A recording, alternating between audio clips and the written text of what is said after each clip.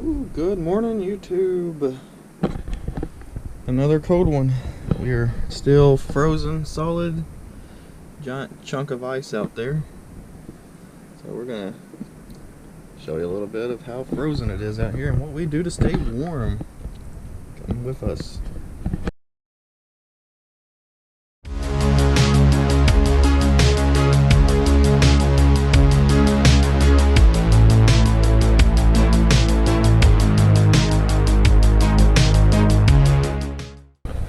We're gonna do a quick video today on how we stay warm. This is me staying warm. This is how baby stays warm. Don't make me spill my coffee. I probably spilt it on me slipping on the ice, but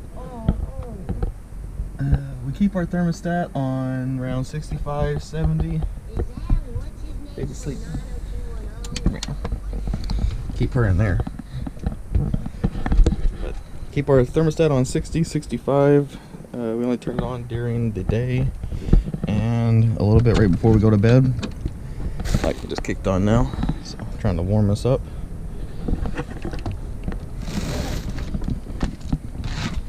I keep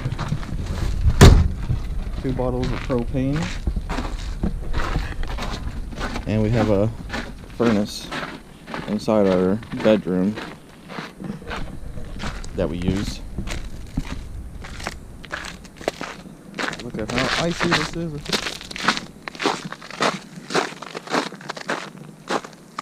Whoa.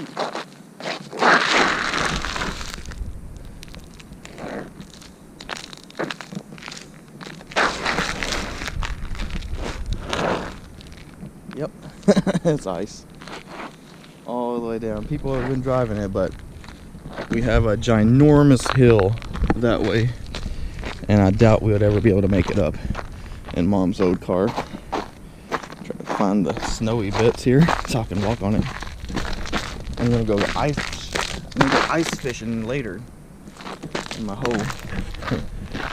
But all of our steps out here are, I feel like they're gonna break just under how brittle they are.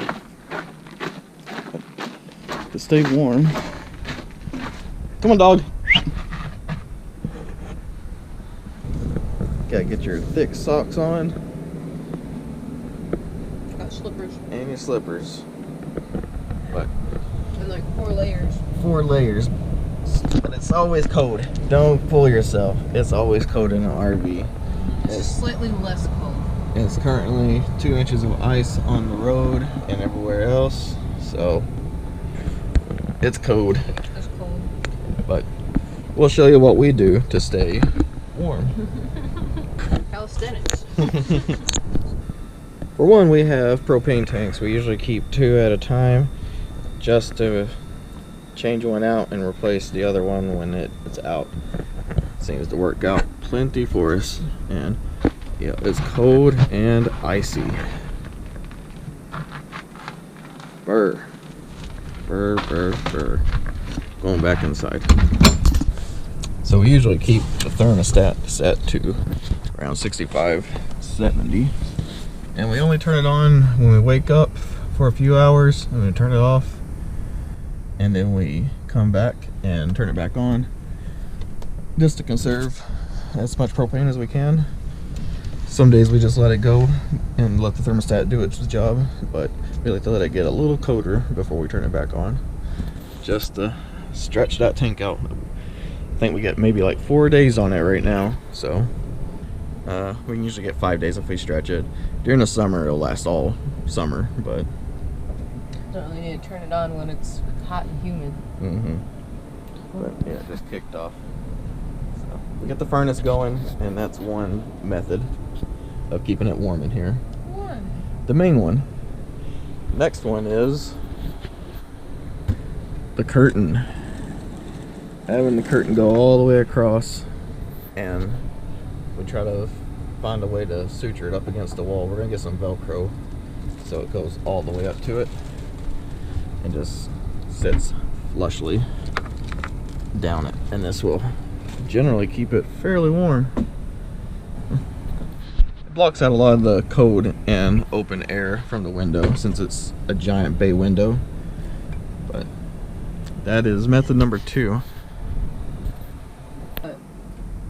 There's a heater pipe that comes into here, and it's warm, and since it's like really well enclosed, it's nice to come in here sometimes too.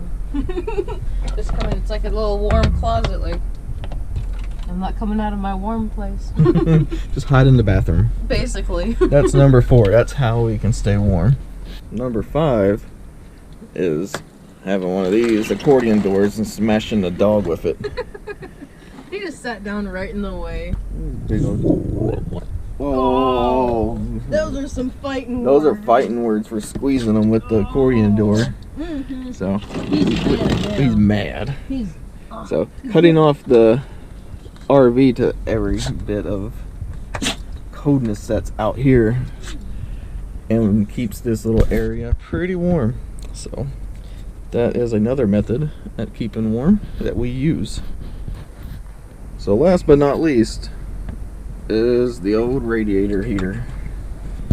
It's one of these plain old ones. I put a fan in front of it so it blows the heat around. I use it at night so it doesn't dry out the air nearly as much in here, or I just don't use it at all, hardly. Depends on how cold it gets, but it got down to 6 degrees last night, so it came in handy. You're gonna be able to go ice skating out there here soon. Earlier I was. You can scooch around. Now you can use the buddy heater, but it produces a lot of moisture and it's generally not safe. I don't like them, so. It smells bad. It's dangerous. And we used it for the first year that we stayed in the RV, but it wasn't the best thing. We found better methods. Yeah. Get a diesel heater at that point. I would have. It was only $100 or more, but it's still pretty decent compared to like not having anything, I guess, for a buddy heater. Yeah. You ain't got nothing. Buddy heater if you're sitting here with blankets. Get you a buddy heater. If you're gonna be sitting there and watching it, get a buddy heater, but don't use it for like overnight or anything like that. And then yeah, that's dangerous. Don't do that. Super dangerous. Get a carbon monoxide or the combustible detector. We've got 2 fire detectors in here that go off constantly from using the air fryer. So